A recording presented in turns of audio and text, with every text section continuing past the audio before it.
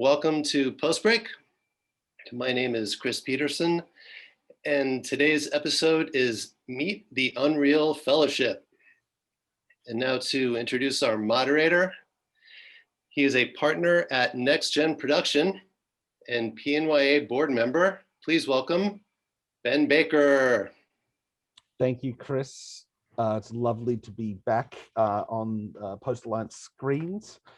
I'm very excited today. I had the amazing opportunity in March of attending the Unreal Fellowship myself, and I met our guests there.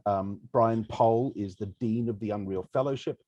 He exited the Army, the US Army Signal Corps, ranked captain in 1998, and then graduated from the Nauman School of Visual Effects in 2000. Brian, it's great to have you here today. Thank you. So it's great to talk to you. You are the Dean of the Unreal Fellowship. So I think you have a reel for us to play first. We're going to play some of the work. Just let me know if you see the image on my screen. Yep, that's great. All right, let me get you ready for playback.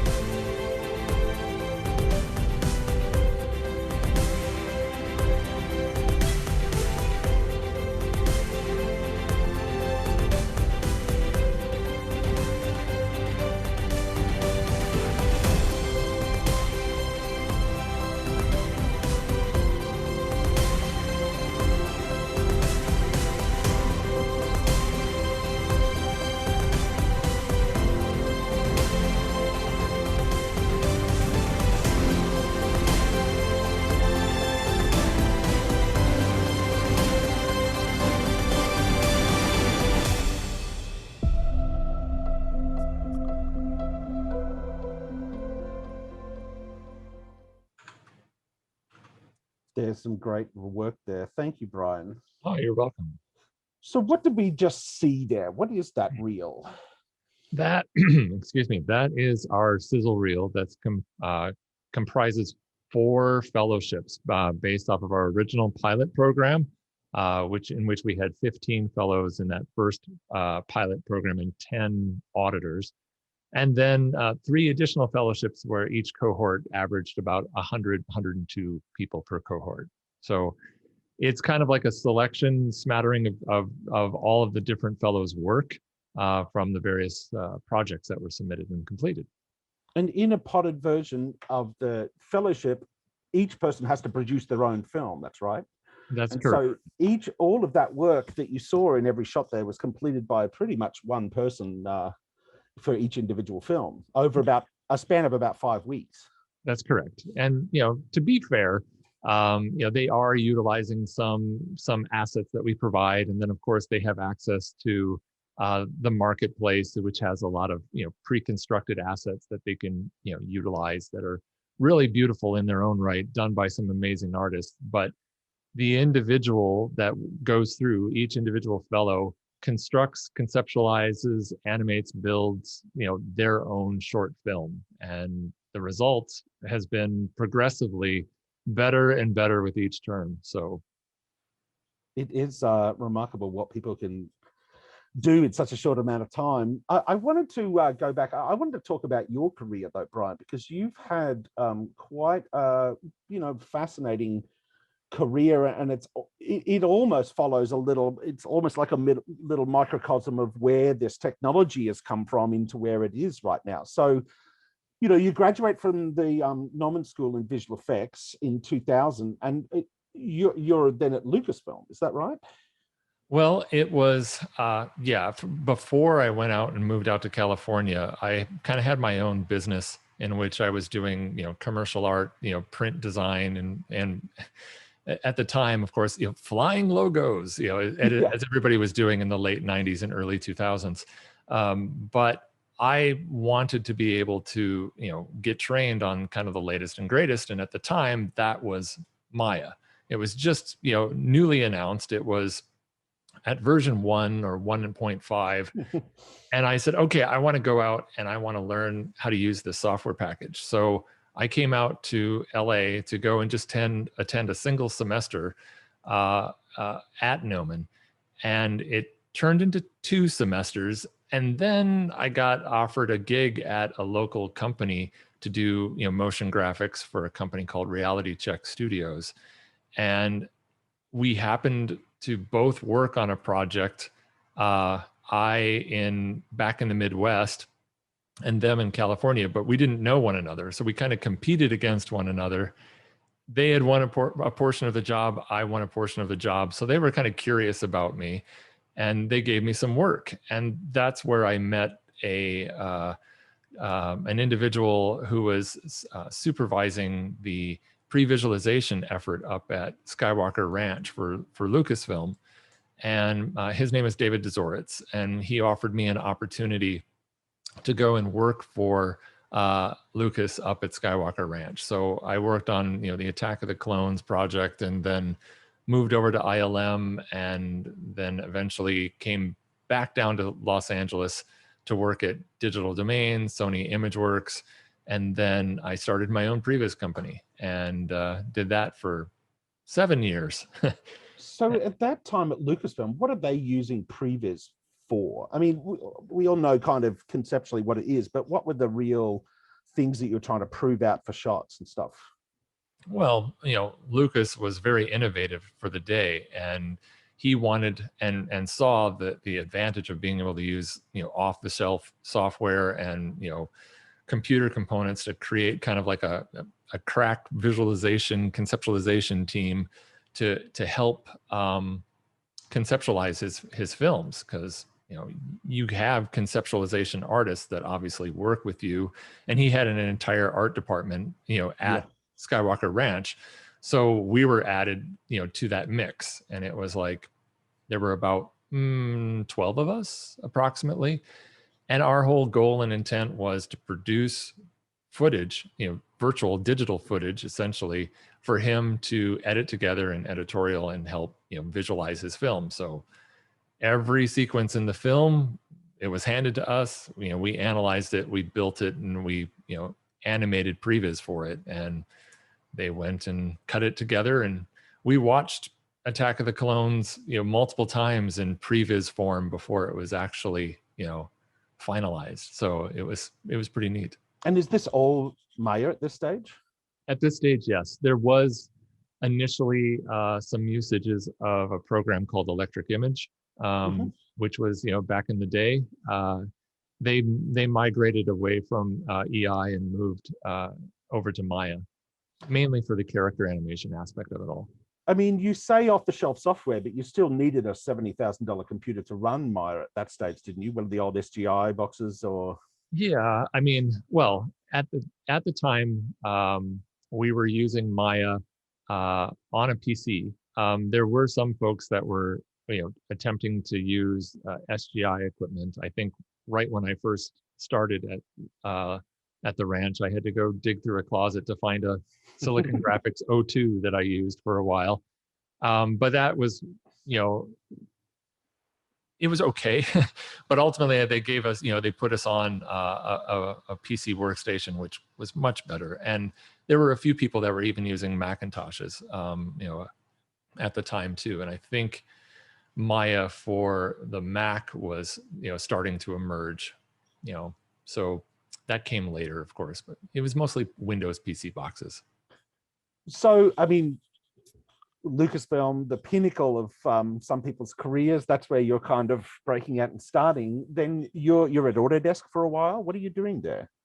Yeah, after I finished up, with ILM and ImageWorks and Digital Domain, and then did my stint in owning a previous company, I got hired on at Autodesk, and that's where I spent 3 years kind of helping construct software for, help design software. I was there as a subject matter expert on, film and previs, and they were using it as, how can we help improve tools for people working in the film industry? So we worked on a number of different initiatives to kind of create collaborative cloud-based asset management solutions and multiple, multi-user sessions within Maya. It was a very interesting time, but I was there for about 3 years, and then moved on to come back to the film industry, and I worked for Method Studios and for another previous house, Proof, and then finally that all led over to Epic. Now, before we get there, you were when we talked earlier this week, you were talking about where you first encountered a game engine in Previs. Right. Now, first of all, this is a significant kind of inflection point of this talk. Can you explain to us what a game engine is?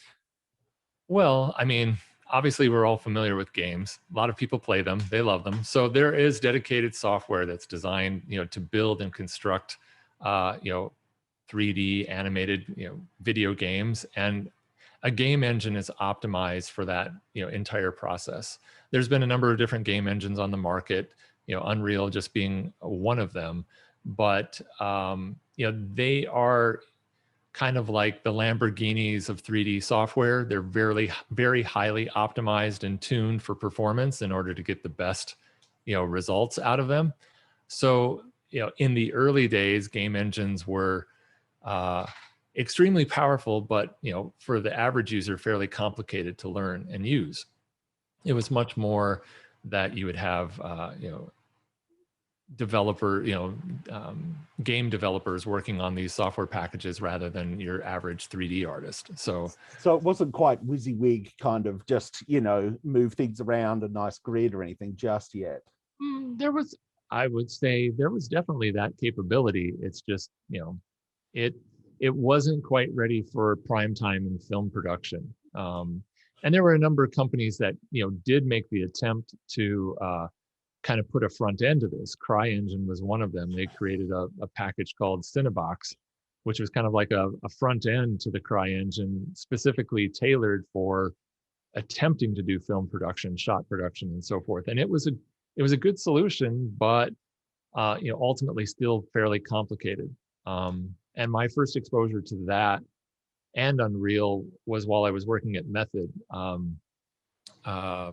They wanted to use a game engine in order to do pre-visualization on a couple of different films. They had used CryEngine on, I believe, The Maze Runner, and also there was a team over at Fox Studios that was using CryEngine for like previs on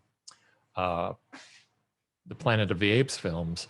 But, I was tasked to kind of like evaluate game engines for use on Independence Day Resurgence, which was, back in 2015. And we were looking at both Unreal and at CryEngine and Cinebox. And we went with Cinebox only because at the time it was a little more robust and a little more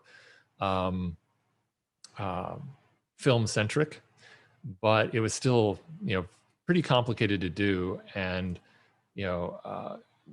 the whole Independence Day Resurgence game engine attempt to do previs was kind of a glorious failure in that, it was very informative. We learned a lot, but it was very difficult to kind of sustain both a Maya pipeline and a game engine pipeline.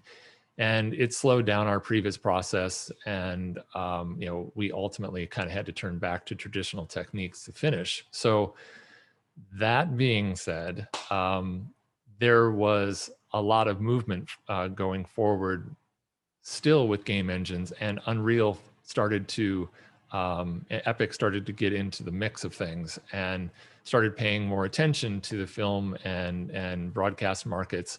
And as you can see, they've been marching forward ever since and making big strides. So that example, you're at about 2015 when you're talking about Independence Day. Mhm. And it's still the case that you were working in previs and then people would start work on the final in something else. Like there wasn't really a transfer to final product. Well, in the early days of previs, it was very much previs was used to kind of create a visual template or planning guide for final shots. It was very difficult to carry a shot from previs forward into final production because there were different levels of quality of assets. It was just it was very difficult to have any kind of consistency. So a lot of times these previs attempts were done on a shoestring budget with a small team and done at a very fast pace. So the quality level was pretty low bar, but it was a great process to conceptualize and visualize story flow and shot construction and so forth.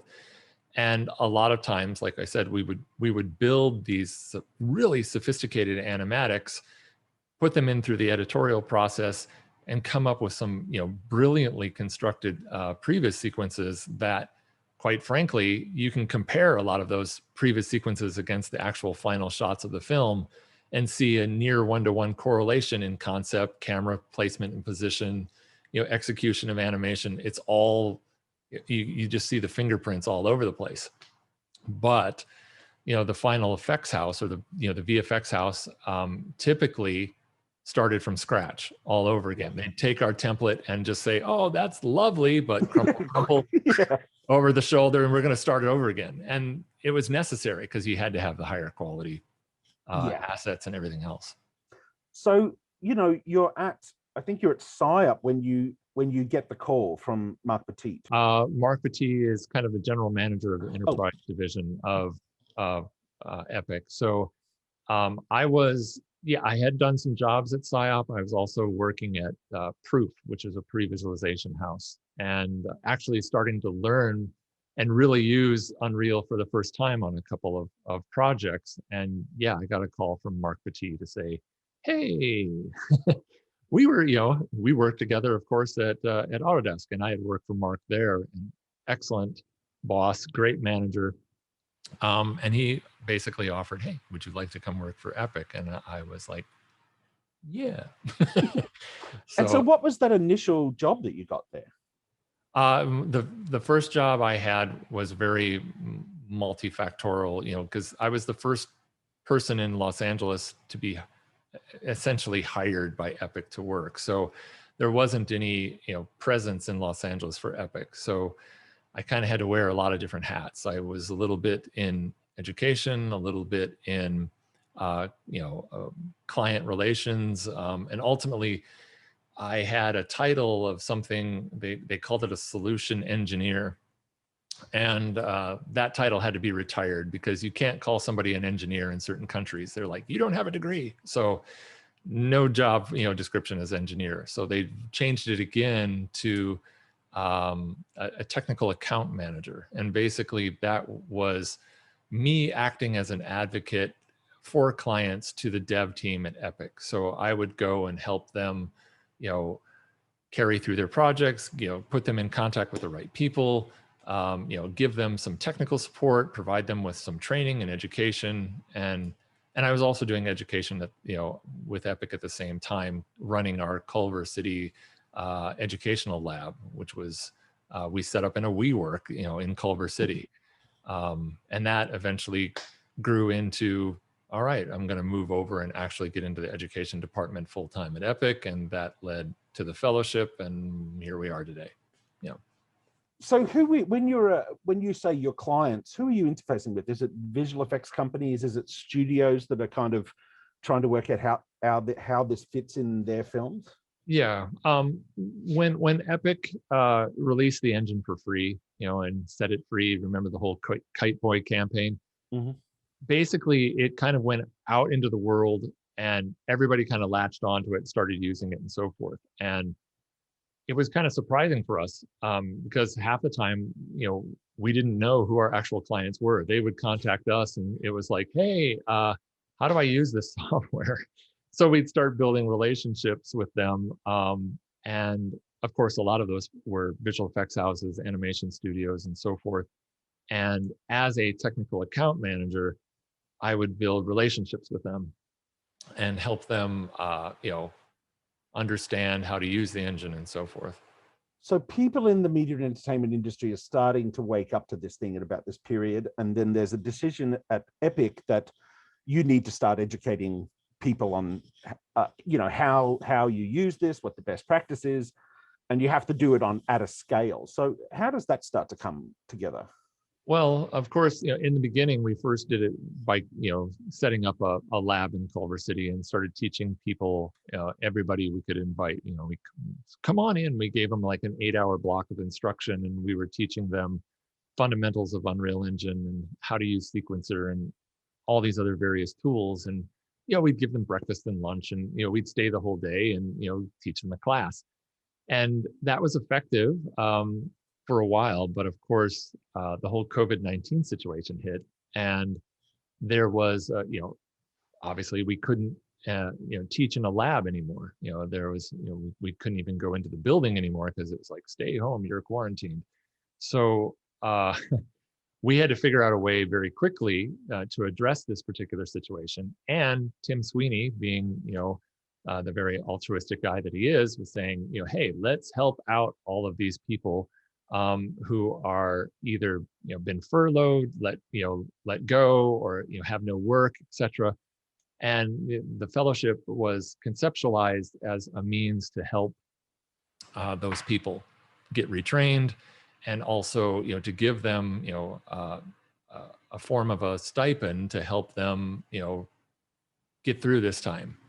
And here we are, like I said, 5 terms later, 5 cohorts later, and Epic has made a very, substantial investment in this, and it's, it helps people out, and at the same time, it helps Epic. It helps us get the word out about Unreal. We get to train individuals. They go off and work at their VFX and animation houses. It's a win-win situation for everyone.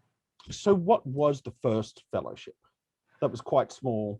Yeah, the first fellowship was a pilot program that ran for 6 weeks. Co-creator Linda Selheim and I, put this together with their help. So we had 15 professionals come in who had considerably higher experience levels. We were asking for like 10 years of production experience and, supervisor class type people and senior artist type people. So we brought them in and we kind of did our first fellowship with them. And there were, like I said, 15 of them. And then we had 10 people who audited that didn't have the requirement of completing a short film, but they just kind of sat and watched the classes and took notes and gave us feedback. And okay. That was a 6-week fellowship. Fellowship 2 was 4 weeks because we thought, 6 weeks is a little long. And then we did it, fellowship 2 was 4 weeks, and that's a little too fast. A little fast, yeah. So we settled on 5 weeks for fellowships 3, 4, and 5, and it seems to be about the right amount of time. So how did you go about kind of constructing that program? Because one thing I will tell everyone who's listening is this is intense. Like, this is 5 weeks. I was going, I'm in New York, of course. You're working on LA time. So I was going kind of 10 till 8. There are really intensive, lectures in the morning on different subject areas. Then you've got your really great live labs in the afternoon and workshops and classes. how do you go? I mean, because what blows me, and I had no Unreal experience going into it, so I was one of the people who was not an artist or a supervisor, but a producer, a post supervisor.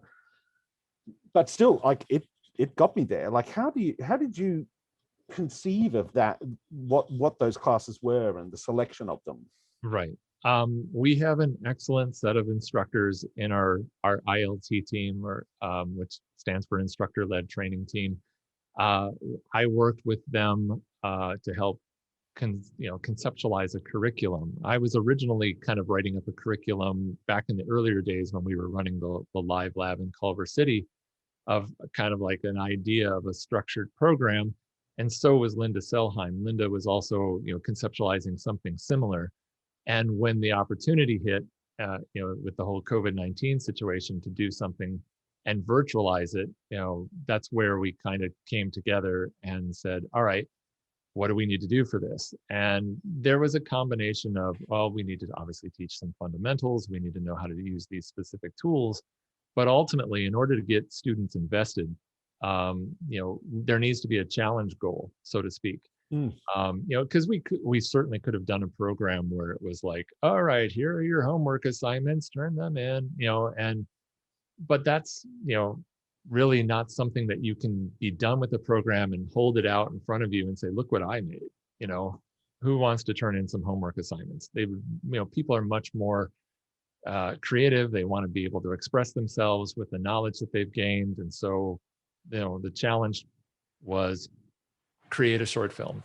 So the classes that were selected and designed were to kind of reach that goal.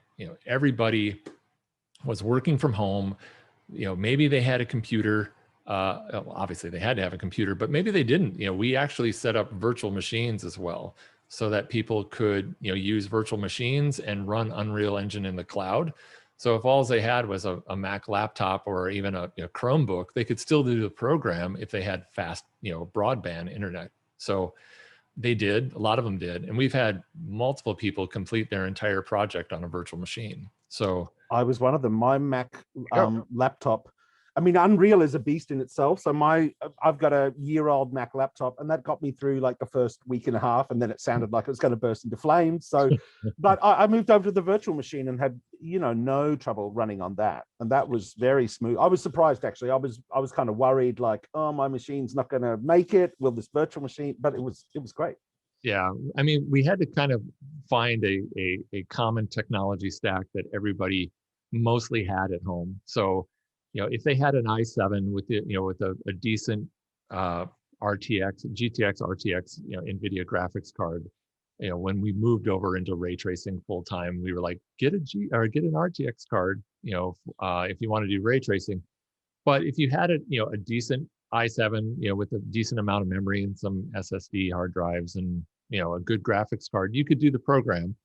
And then, for the other things like an iPad for the virtual camera and an iPhone for doing like the live link face, all of those things were things that people had access to, or typically had access to. So we focused the whole program around having that kind of core tech, and with the goal in mind of producing a short animated film.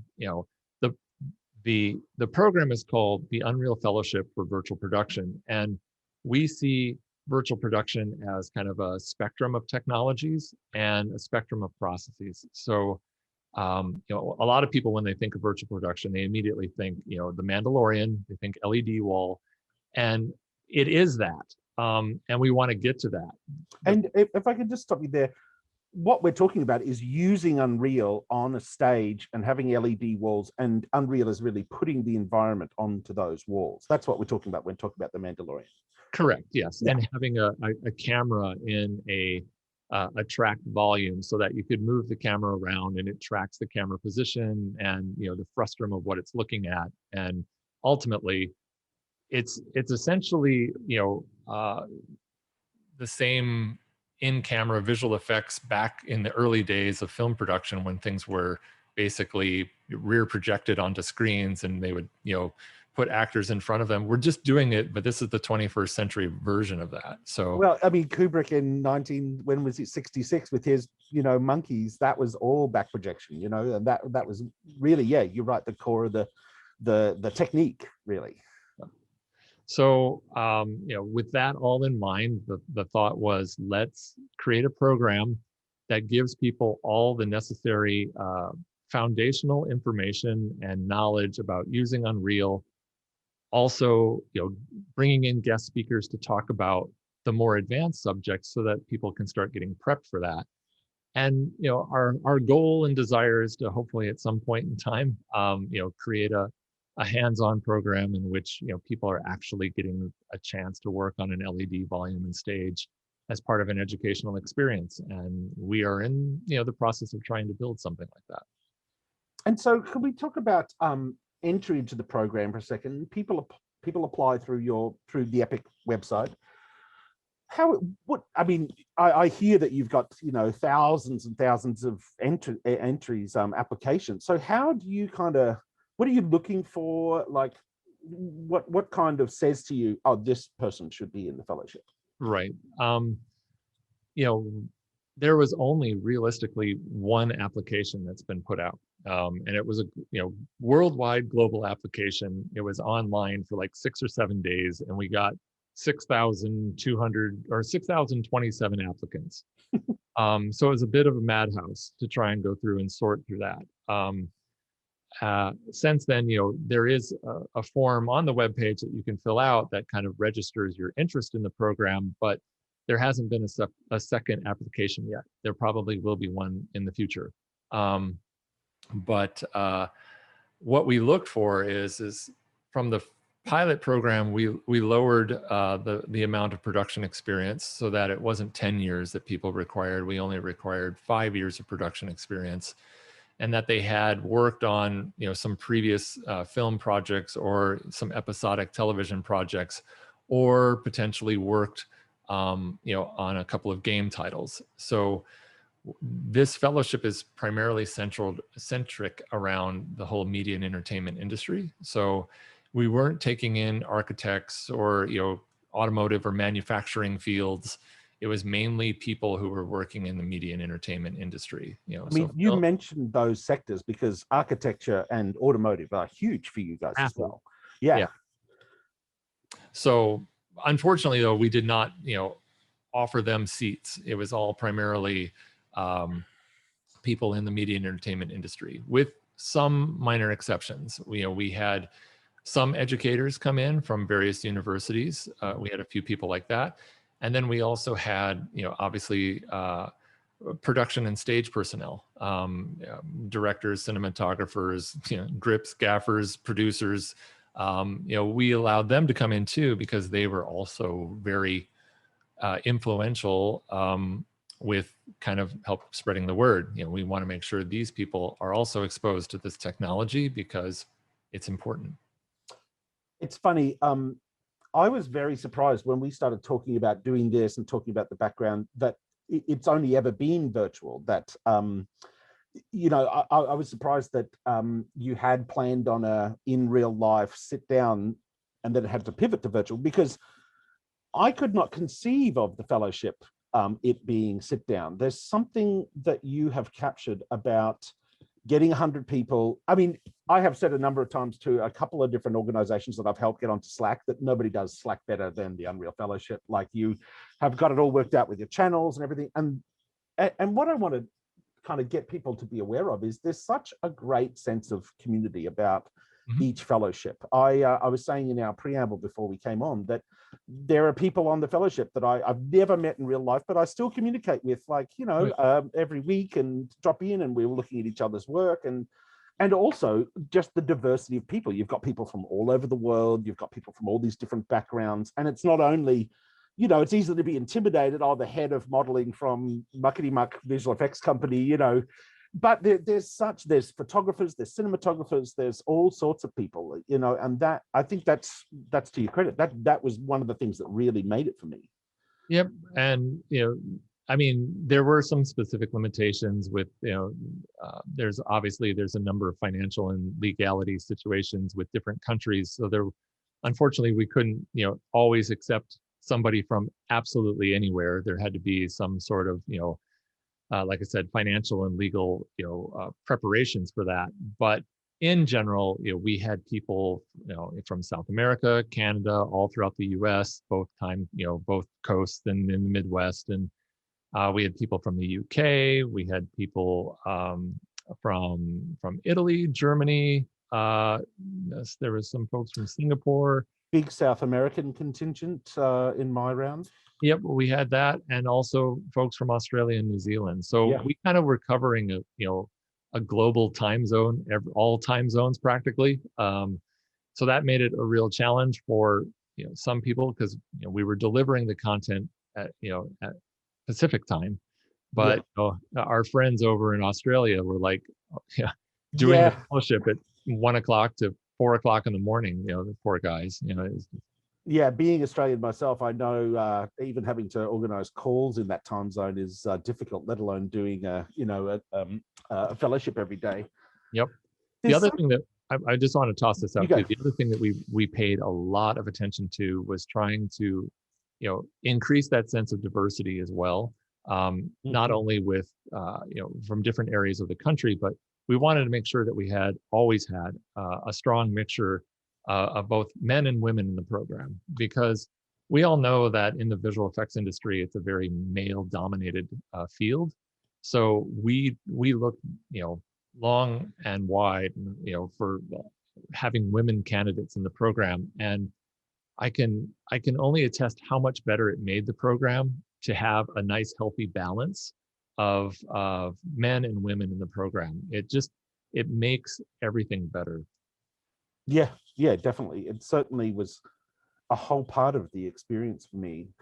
The other thing that I wanted to comment to you on is something that a number of fellows, as we were going through, commented on this. Mine hit at about 3 weeks. I think it was the weekend after the second week going to the third, and I was working on my project and really frustrated, and it's looking like a PlayStation 2 cutscene, and a bad one at that. And then I go for a walk with my girls and come back, and then suddenly I have this inception moment where all these pennies just drop, and then in like 3 hours I had lit my scene, I had put kind of textures on everything, and I was suddenly like, oh, there it is, I've got a film, and I wanted to ask you, how do you do that? Like it is literally the moment where Keanu opens his eyes and says, I know Kung Fu. Like it's really there is something that happens. I wanted to make that comment to you. Sure. And thank you. There is kind of like a natural progression of learning that we've seen in the fellowship, where, of course, week one, everybody's getting, the fire hose open. Freaking out. Too much information. And they kind of go through a battle shock phase in week two, where they're trying to recover, but they're still very disoriented. And they're learning the engine as fast as they can. But usually by the end of week two and the beginning of week three, as you experience, there's kind of like this light bulb moment that turns on, where suddenly it starts to make sense. Things start clicking, at least within the context of everything that we're teaching. So suddenly people start to see, okay, well, I can iterate in real time. I know how to create these shots. I know how to place cameras. I can animate some stuff and apply mocap. And then they start to relate it back, to their previous production experience. And suddenly it's like, I can do this.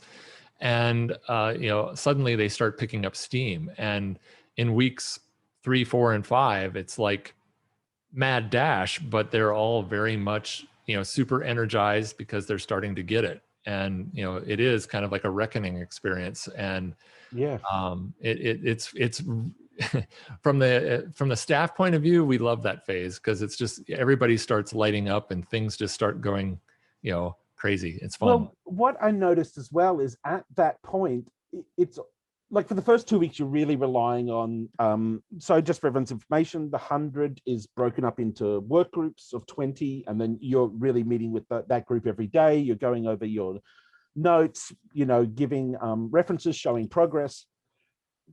when this moment happens, though, that's when it really crossed over. The first 2 weeks, you're really relying on your TAs, like, oh, how do I do this? I got to show my film at my group, like, please. Right.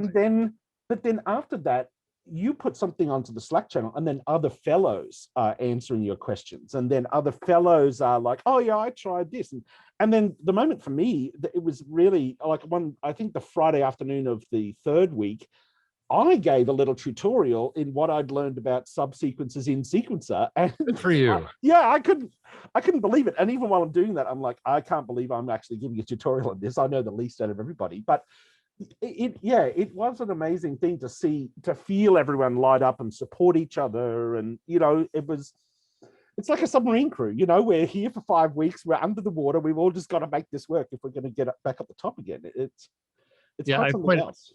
I've pointed that out in the past too, as a comparative, because of my military background. It's kind of like, you're going through boot camp, yes, and you're thrown into a situation where you have to discard a lot of your prior knowledge because you're learning something new, and you're kind of in a state of shock, trying to figure out all these new tools, and you're in this strange situation. You have 100 other people buzzing around, trying to learn the same things.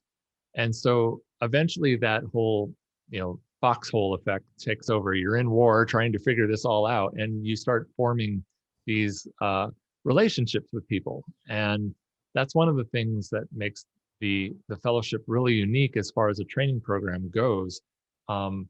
Classic training programs, you come in, you sit down, and you get a lecture from a teacher, you get a homework assignment, and you kind of have to rely on your own willpower and gumption to kind of muscle through it. And the fellowship is a little different in that, it puts in all of these different support structures. So yes, you have a mentor. That mentor basically goes through the whole program with you, like your digital Sherpa, your guide. And they're there to kind of act as a bit of a producer / mentor, cheerleader / a little bit of some teaching knowledge. And then psychologists, psychologists, therapists, yeah. And then you have technical artists that are also assigned to your team, and they're there to help answer all of your specific technical questions and so forth. And we have epic specific subject matter experts that pop in that might have specific information about some particular part of the engine, where you could ask really nitty gritty questions that even maybe the TAs don't know. You've got people from Epic answering those. And so between the live labs where you go in and you can actually ask any question you want at any phase you want, regarding how do I set up a camera rig rail to move my camera and do this, and you'll get a demonstration on the spot. So that's another thing that's a bit unique with this kind of live teaching. Most of the times when you have questions, you either have to, go dig for it, which isn't a bad thing, by the way. It's always smart for you to at least give it your first shot yourself. But if you really can't, if you don't get an answer soon, you'll lose motivation, you'll lose drive, and you'll get discouraged. And that's what happens a lot when people are trying to learn new software. They'll hit that wall of discouragement because they can't get something figured out, and they'll abandon it. In the fellowship, you've got mentors, TAs, subject matter experts, and 100 other peers that you can turn to like a big hive mind and say, how do I do this? And then all of a sudden, within 5 or 10 minutes, Slack lights up and it's, try this, do this, do this. And the next thing you know, you have your answer. And it's really cool. I mean, that's what the groups are so great as well, because, I would post a question and you kind of over the time know, like, oh, there's a 3D background there's like painting and textures there. And then you start to hear their comments from their points of view, and you can have 3 completely different kind of sets of notes based on their area. It's really that diversity again. Sure. So if we pull out from the, in our last couple of minutes before questions, there are actually 3 divisions within the education department. And I want to just make people aware of that. So you've got, do you want to go through the different departments? Because I think some of our members will be very interested in the client training as well, the ILT Right. Yes. Epic kind of divides its educational structure into different groups.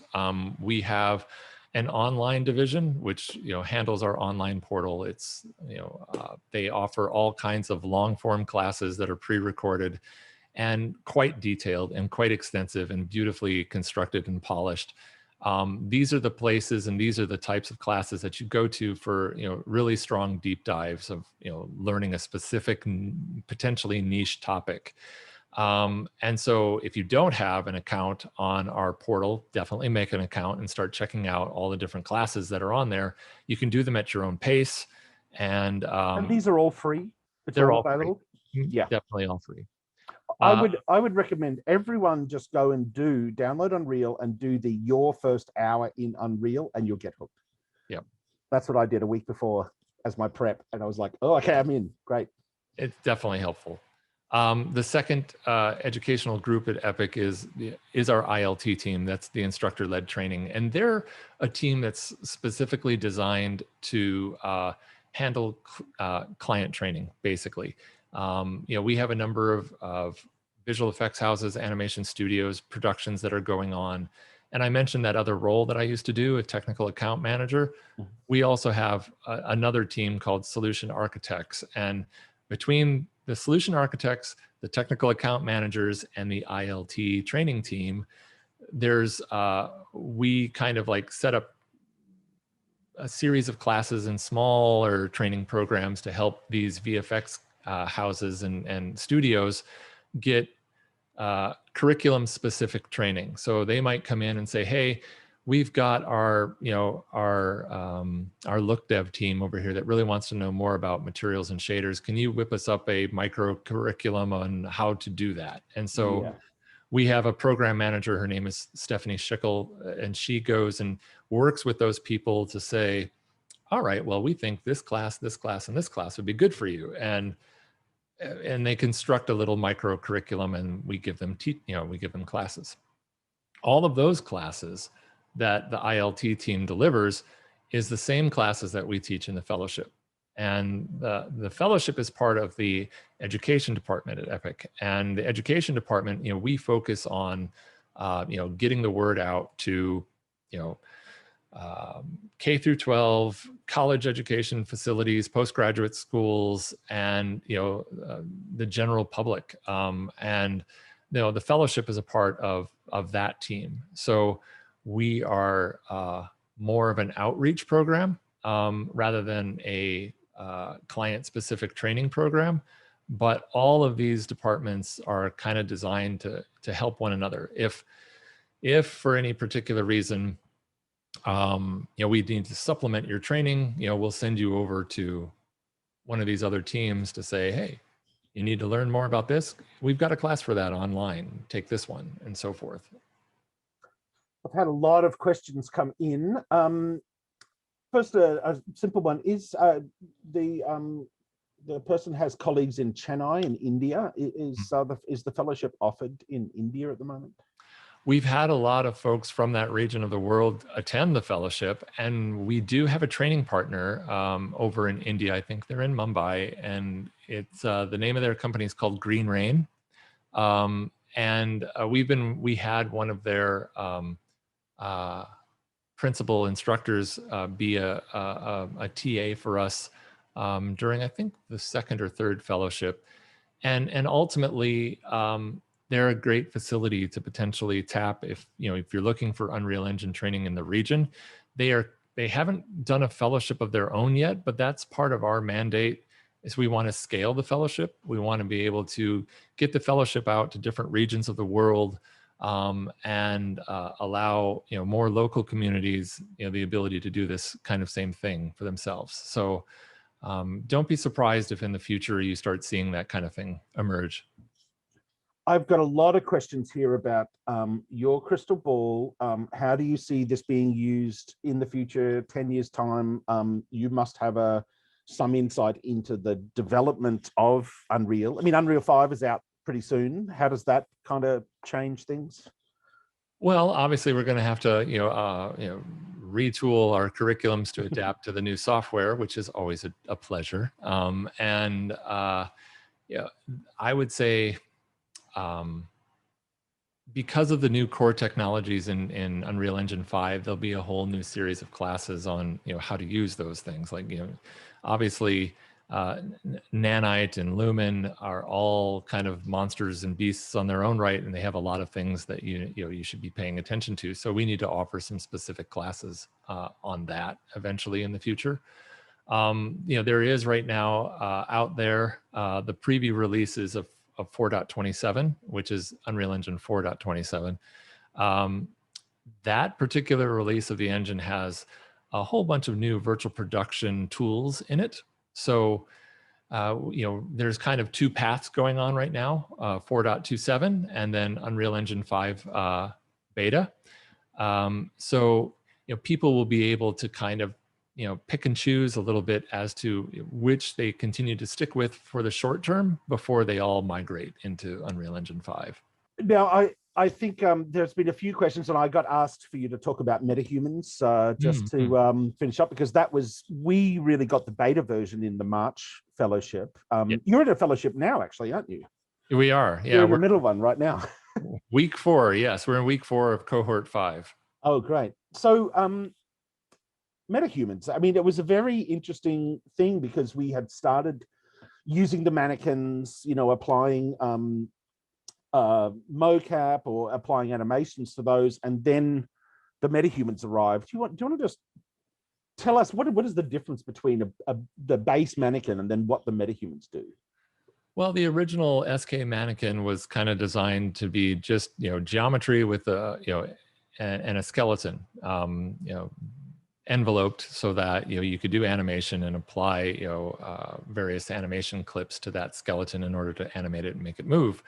And a lot of traditional ways of applying and supplying animation to those types of characters in Unreal was you'd have to do it in an external application like Maya or Blender or some other program, some other DCC. And when I say that, it's digital content creation program. So a DCC like Maya would be used to animate because you needed to have a control rig. You needed to have something that you could animate that performance and then export it out as an FBX and import it into the engine.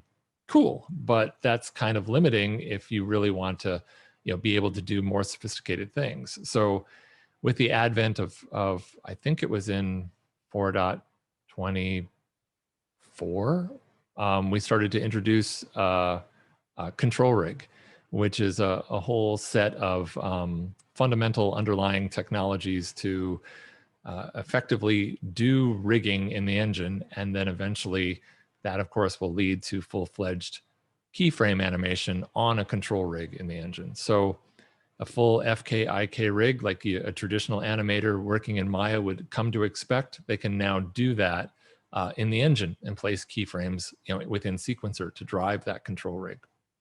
So the metahumans basically leveraged that system. So the metahumans have a complete body rig and a complete facial rig associated to them. So you can do fully keyframed performances using that control rig, while also simultaneously, you could also get mocap data to put onto that rig as well. So you could potentially modify or adaptively change a mocap animation, with some extra keyframing.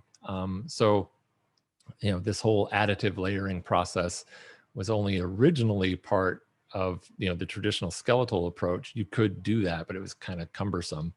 The whole metahuman process gave this really beautiful, sophisticated rig. It's one of the most sophisticated, rigs out there, I think. It's and a lot of people are now starting to learn to do that kind of animation in engine, and that's fantastic. If you have you want to modify a performance, it's easier. You want to just keyframe something specific, you can do it there. You don't have to go bouncing back and forth between another external package in order to make that happen. So metahumans was kind of the driving force for that as a way to deploy that control rig for the greater good, and show how it could be utilized. So we wound up acquiring companies like 3Lateral, and they had a whole facial solution that they had been working on, Cubic Motion, 3Lateral. And out of that acquisition, we started to create and deploy and conceptualize the whole MetaHuman initiative, digital humans. We were already doing digital humans before. We did Andy Circus, and we did Siren and a few other things where we were creating digital humans, and they were getting a lot of attention.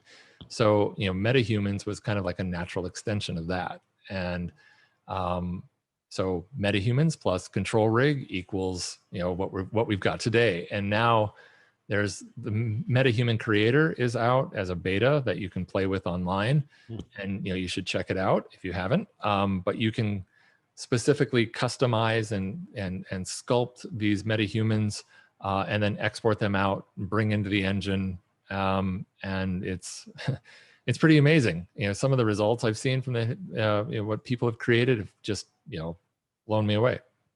I mean, the most fascinating thing for me was the LiveLink app, which you can use both to drive the facial animation from your iPhone using the depth sensor on your iPhone, and then also to control a camera. So you could set up in your environment and then LiveLink, and you just see literally people walking around their lounge room like doing this and actually seeing their environment and the output of a virtual camera on your phone. That was really it for me. I felt like I was in Star Trek. Yeah, they, we recently updated the virtual camera, or VCam. So if you do have an iPad, and a wireless network that you can tap into, you have the potential of, controlling a virtual camera that way, using the camera's, gyroscopes and accelerometers to, control rotation and position in space. And then the same phone, if you want, can be used to, as you say, use LiveLink Face to drive a facial performance on a MetaHuman, or other characters if they're set up for that. Brian, we've hit about time, so thank Really? you very Wow. much. Yeah, it goes quick, right? Thank you very much. I'm hoping everyone has found this as fascinating as me. I'm a complete convert to the fellowship, of course. I went through that. I hope that you do get to scale it, because it's an experience that everyone should have. It was it was quite amazing. It's to your credit. Oh, thank you. It was definitely a team effort. We have a fantastic group of mentors and TAs that we couldn't do the program without, and then there's a whole series of EPIC instructors and, administrative and program manager staff. It's a group effort for sure. It's definitely not a one-man band. You can certainly tell that EPIC is investing in the community and in the sector, and that was apparent. How can people follow you on social media, Brian? I do have a LinkedIn account, so if you want to hit me up there and put in a friend request, I'll be happy to do so. Just search for Brian Poole, and I'm on LinkedIn. I don't really connect much on Facebook for work purposes. I leave that more for my personal life. But for LinkedIn, I usually do all my posting if I'm going to post something about the fellowship or showcase various films and so forth. That's kind of my place. And I also have a Twitter account. So if you want to just search for Brian Poole, Brian J. Poole, you'll find it, and you can hit me up there too. Well, Brian, thank you for spending the hour with us and giving us the lowdown on it. I really appreciate it. I hope everyone watching has enjoyed it as much as I have. I'll sign off by saying this has been Brian Poole. My name is Ben Baker. You can find me on LinkedIn as well, or Next Gen Production. That's the consultancy firm. We deal with a whole bunch of now virtual production projects going on. Brian, thank you very much. You're welcome. It's been great. I really appreciate it. Thank you. Thank you. Back over to you, Chris. Thanks so much, Brian and Ben. That was so informative, and I know we're all looking forward to part 2 next week. Yes, I will give you a lowdown on next week. Next week is part 2 of this virtual production primer. And I'll be talking with Eric Weaver from the Entertainment Technology Council. If you don't know, the ETC is quite a fascinating organization set up by Lucasfilm. So another Lucasfilm graduate is taken over and is now kind of financed by Production Studios. And it does research and development projects. Last year, they did a short film called The Ripple Effect, which was, it had two purposes. It was a virtual production project and also then testing out a lot of the COVID safety routines and procedures that went out onto set. So I'll be talking with Eric about that, what they learnt, how the production got set up, everything to do with virtual production. So that should be a great one. Same time next week. Thank you, Ben. And thank you again, Brian.